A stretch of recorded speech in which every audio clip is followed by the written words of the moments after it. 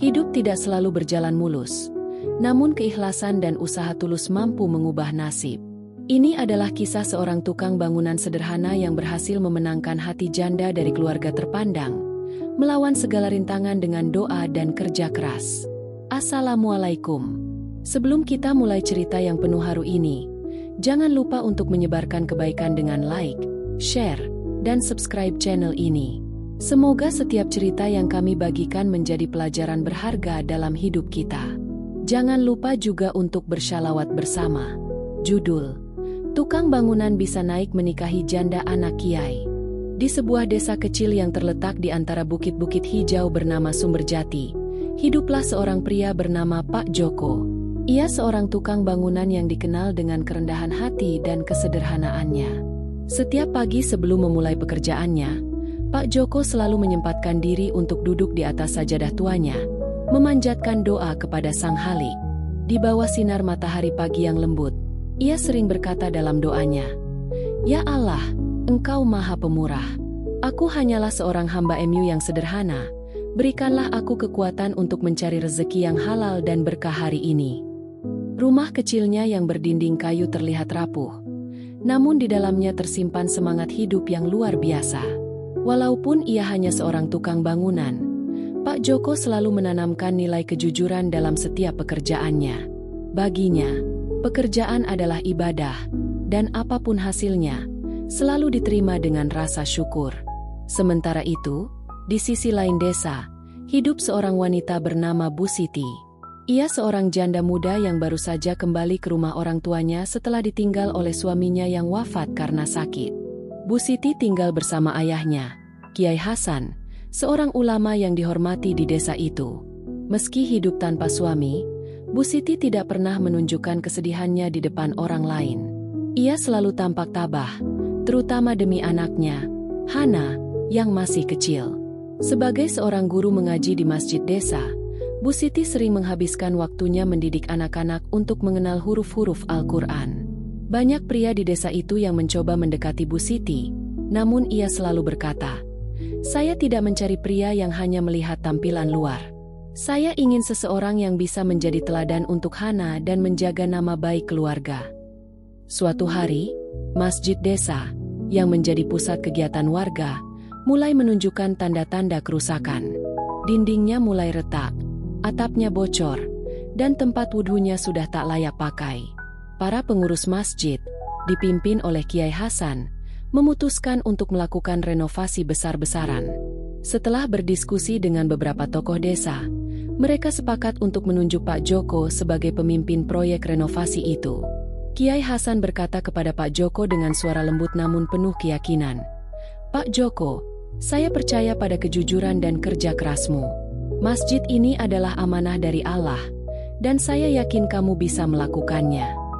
Mendengar itu, Pak Joko merasa terhormat sekaligus gugup. "Terima kasih atas kepercayaannya, Pak Kiai. Insya Allah, saya akan melakukan yang terbaik," jawabnya dengan mata berkaca-kaca. Hari pertama renovasi masjid dimulai dengan semangat yang luar biasa. Pak Joko memimpin beberapa pekerja lain untuk membongkar bagian-bagian masjid yang rusak. Ia sendiri turun tangan, mengangkat batu bata, mencampur semen, dan memahat kayu untuk memperbaiki struktur bangunan. Di sela-sela pekerjaannya, ia sering melihat Bu Siti yang datang ke masjid untuk mengajar anak-anak. Ia memperhatikan bagaimana Bu Siti dengan sabar mengajari anak-anak membaca Iqra. Suaranya lembut namun penuh wibawa. Diam-diam, Pak Joko mulai merasa ada sesuatu yang berbeda di hatinya setiap kali melihat Bu Siti. Namun, ia segera menepis perasaan itu. "Aku ini siapa? Dia janda seorang kiai, sedangkan aku hanya seorang tukang bangunan biasa," gumamnya dalam hati. Sore itu, sebuah kejadian kecil membuat hubungan mereka semakin dekat. Hana, anak Bu Siti, berlari-lari di halaman masjid dan tanpa sengaja terjatuh di tanah berbatu. Tangisnya pecah, dan Bu Siti yang sedang mengajar segera berlari mendekat. Namun, sebelum ia sampai, Pak Joko sudah lebih dulu mengangkat Hana dan menenangkan anak itu. "Tidak apa-apa, Nak. Luka kecil ini cepat sembuh kok. Lain kali hati-hati, ya." kata Pak Joko sambil membersihkan lutut Hana yang tergores. Bu Siti yang melihat kejadian itu merasa terharu. Terima kasih, Pak Joko. Saya tidak tahu harus bagaimana kalau tadi tidak ada Bapak, ucapnya dengan senyuman penuh rasa syukur. Pak Joko hanya tersenyum sambil mengangguk. Namun hatinya bergetar hebat. Hari-hari berlalu, dan renovasi masjid semakin menunjukkan hasilnya. Pak Joko terus bekerja dengan semangat, meskipun tubuhnya lelah. Setiap kali melihat senyum Bu Siti atau mendengar Hana tertawa di halaman masjid, ia merasa mendapatkan energi baru. Namun, di balik itu semua, ia menyimpan rasa minder yang mendalam. Dalam hatinya, ia sering berkata, "Aku hanya seorang tukang bangunan. Apa mungkin aku bisa mendekati seorang wanita seperti Bu Siti?" Rasa kagum yang ia rasakan terhadap Bu Siti berubah menjadi sebuah doa yang ia panjatkan setiap malam. Ya Allah, jika dia memang yang terbaik untukku, maka dekatkanlah kami. Tapi jika tidak, hapuskanlah perasaan ini dan kuatkan hatiku, ucapnya sambil meneteskan air mata. Di sisi lain, Bu Siti mulai melihat sisi lain dari Pak Joko. Ia tidak hanya melihat Pak Joko sebagai seorang pekerja keras, tetapi juga seorang pria yang tulus dan penuh tanggung jawab. Suatu hari, saat renovasi hampir selesai, Bu Siti memberanikan diri untuk berbicara kepada ayahnya. "Pak, saya melihat Pak Joko itu orang yang baik. Bagaimana menurut Bapak?" tanya Bu Siti dengan hati-hati. Kiai Hasan tersenyum mendengar pertanyaan itu. Bu Siti, memilih pasangan itu bukan hanya soal perasaan, tapi juga tentang akhlak dan niatnya. Jika kamu merasa dia orang yang tepat, berdoalah kepada Allah untuk petunjuk, jawab Kiai Hasan bijak. Beberapa hari kemudian, setelah sholat maghrib berjamaah, Kiai Hasan memanggil Pak Joko ke rumahnya. Dengan suara lembut, ia berkata, "Pak Joko, saya sudah lama memperhatikan kerja keras dan kejujuranmu. Saya percaya kamu adalah pria yang baik. Kalau kamu sungguh-sungguh, saya izinkan kamu untuk melamar anak saya." Pak Joko terkejut mendengar itu. Matanya berkaca-kaca, dan ia berkata, "Pak Kiai, saya takut saya tidak bisa membahagiakan Bu Siti dan Hana. Saya hanya seorang tukang bangunan." Kiai Hasan tersenyum bijak. "Bahagia itu bukan soal harta, Pak Joko. Bahagia itu soal akhlak dan usaha untuk saling melengkapi. Kalau kamu bersungguh-sungguh, Allah akan memudahkan jalanmu." Kata-kata itu seperti menghapus semua keraguan di hati Pak Joko. Dengan suara yang masih gemetar, ia menjawab, "Jika begitu, saya akan mencoba, Pak Kiai. Mohon doanya agar saya bisa menjadi suami dan ayah yang baik." Singkat cerita, lamaran itu diterima oleh Bu Siti dengan hati yang penuh rasa syukur. Pada malam sebelum pernikahan, Pak Joko tidak bisa menahan tangis saat berdoa. "Ya Allah, Engkau Maha Pemurah. Aku ini hanya seorang hamba yang lemah, tapi Engkau memberikan anugerah yang begitu besar. Berikanlah aku kekuatan untuk menjaga amanah ini," ucapnya sambil terisak. Hari itu menjadi awal dari perjalanan baru dalam hidupnya, sebuah perjalanan yang penuh harapan dan doa. Setelah menikah, hidup Pak Joko berubah. Ia tidak lagi merasa sendiri karena kini ia memiliki keluarga yang ia cintai sepenuh hati. Dengan dukungan Bu Siti, ia mulai menjalani hari-harinya dengan semangat baru. Mereka memulai hidup bersama di rumah sederhana, tetapi penuh dengan cinta dan keberkahan.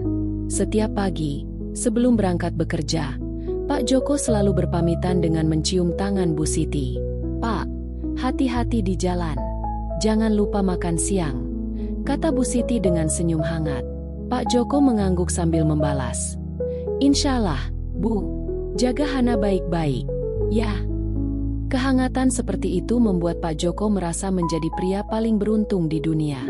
Di tengah kesibukannya sebagai tukang bangunan, Pak Joko tidak pernah melupakan tanggung jawabnya sebagai kepala keluarga. Ia selalu berusaha pulang tepat waktu agar bisa menghabiskan waktu bersama Hana. Ia juga sering mengajari Hana hal-hal sederhana, seperti cara membaca Al-Quran atau memperbaiki mainannya yang rusak. "Ayah, aku mau jadi pintar seperti ayah," kata Hana suatu hari sambil tersenyum lebar. Pak Joko mengusap kepala Hana dengan lembut. Kamu harus lebih pintar dari ayah. Ya, ayah ini cuma tukang bangunan, katanya dengan nada bercanda. Bu Siti melihat bagaimana kasih sayang Pak Joko kepada Hana semakin tumbuh setiap hari. Ia merasa bersyukur telah memilih pria yang tepat untuk menjadi suaminya. "Pak, terima kasih sudah menjadi ayah yang baik untuk Hana," ucap Bu Siti suatu malam sambil menatap suaminya dengan penuh cinta. Pak Joko tersenyum dan menjawab, "Saya ini yang harusnya berterima kasih, Bu. Kamu dan Hana adalah anugerah terbesar dalam hidup saya." Namun, perjalanan hidup mereka tidak selalu berjalan mulus. Ada kalanya mereka menghadapi kesulitan ekonomi yang membuat mereka harus berhemat lebih ketat. Suatu hari, proyek besar yang sedang dikerjakan Pak Joko tiba-tiba dihentikan oleh pihak pemesan karena alasan finansial. Hal ini membuat Pak Joko merasa khawatir. "Bu, gimana kalau kita nggak cukup uang untuk bulan ini?" tanyanya dengan nada cemas. Bu Siti menggenggam tangan suaminya dan berkata, "Pak, rezeki itu datangnya dari Allah. Kita sudah berusaha, sekarang tinggal berdoa dan bersabar. Insya Allah ada jalan." Kata-kata Bu Siti menjadi penguat bagi Pak Joko. Tidak lama setelah itu, seorang kontraktor besar yang pernah bekerja sama dengannya menawarkan proyek baru. "Pak Joko, saya butuh orang yang bisa dipercaya untuk memimpin proyek ini. Saya lihat hasil kerja Anda sangat baik," kata kontraktor tersebut. Mendengar tawaran itu, Pak Joko merasa terharu dan segera menerima pekerjaan itu dengan penuh rasa syukur. Kehidupan mereka pun perlahan membaik, tetapi Pak Joko tidak pernah melupakan kesederhanaan dan prinsip-prinsip yang selama ini ia pegang. Meski kehidupan mereka mulai membaik, Pak Joko tetap menjaga kesederhanaan dan kebiasaan baiknya. Ia menyisihkan sebagian penghasilannya untuk sedekah, membantu orang-orang yang membutuhkan di desanya. Setiap Jumat, ia selalu menyempatkan diri untuk memberikan bantuan sembako kepada warga kurang mampu. "Pak Joko, terima kasih ya. Bapak selalu ingat sama kami," ujar seorang ibu tua sambil menerima bantuan. Pak Joko tersenyum sambil berkata, "Ini bukan dari saya, Bu. Semua dari Allah. Saya hanya menyampaikan rezeki yang dititipkan." Bu Siti juga semakin aktif dalam kegiatan sosial bersama suaminya. Mereka sering mengadakan pengajian kecil di rumah, mengundang warga sekitar untuk mempererat silaturahmi. Dalam setiap kesempatan, Bu Siti selalu berkata kepada suaminya, "Pak, hidup ini lebih indah kalau kita bisa bermanfaat untuk orang lain." Pak Joko mengangguk setuju. "Kamu benar, Bu. Hidup ini cuma sementara, yang abadi adalah amal kita," jawabnya. Pada suatu malam, saat mereka sedang berbincang di teras rumah, Hana tiba-tiba berkata, "Ayah, aku ingin jadi seperti ayah. Ayah itu baik dan suka menolong orang." Pak Joko terharu mendengar ucapan itu. Ia meraih Hana ke dalam pelukannya dan berkata, "Nak, ayah hanya berharap kamu jadi anak yang baik dan selalu ingat sama Allah. Itu sudah cukup buat ayah." Waktu terus berlalu, dan Pak Joko mulai dikenal sebagai sosok inspiratif di desanya. Banyak orang yang datang kepadanya untuk meminta nasihat atau sekadar berbagi cerita. Kiai Hasan pun merasa bangga melihat menantunya yang telah banyak berubah. Suatu hari, Kiai Hasan berkata kepada Pak Joko, "Joko, saya bangga dengan kamu. Kamu tidak hanya menjadi suami yang baik untuk Siti, tapi juga menantu yang membanggakan." Pak Joko merendah. "Semua ini berkat bimbingan Bapak dan doa dari Bu Siti. Saya hanya berusaha melakukan yang terbaik."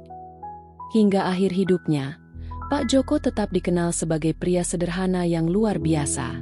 Kisah hidupnya menjadi inspirasi bagi banyak orang, bahwa dengan doa, usaha, dan ketulusan, seorang tukang bangunan pun bisa menjadi suami yang membanggakan dan panutan bagi banyak orang. Bu Siti, Hana, dan seluruh keluarga mereka hidup dalam kebahagiaan yang penuh keberkahan. Mereka membuktikan bahwa kebahagiaan sejati tidak diukur dari harta, tetapi dari cinta, doa, dan keikhlasan. Kisah ini mengajarkan kita bahwa hidup adalah perjalanan yang penuh ujian. Namun, dengan ketulusan hati dan kepercayaan kepada Allah, setiap ujian dapat menjadi berkah. Semoga kisah ini menjadi inspirasi bagi kita semua. Jangan lupa untuk berbagi kebaikan dan terus bersyukur dalam setiap langkah hidup.